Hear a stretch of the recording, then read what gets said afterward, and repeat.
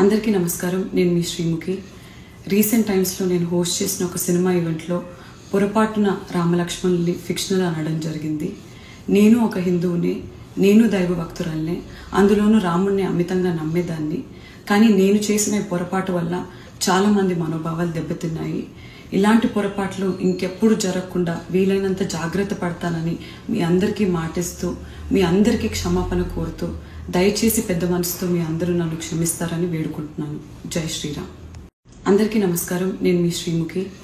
Recent టైమ్స్లో నేను host చేసిన ఒక సినిమా ఈవెంట్లో పొరపాటున రామలక్ష్మణుల్ని ఫిక్షనల్ అనడం జరిగింది. నేను ఒక హిందువుని, నేను దైవ భక్తురాల్ని, అందులోనూ రాముణ్ణి అమితంగా నమ్మేదాన్ని. కానీ నేను చేసిన ఈ పొరపాటు వల్ల చాలామంది మనోభావాలు దెబ్బతిన్నాయి. ఇలాంటి పొరపాట్లు ఇంకెప్పుడు జరగకుండా వీలైనంత జాగ్రత్త పడతానని మీ అందరికీ మాటిస్తూ, మీ అందరికీ క్షమాపణ కోరుతూ, దయచేసి పెద్ద మనసుతో మీ అందరూ నన్ను క్షమిస్తారని వేడుకుంటున్నాను. జై శ్రీరామ్.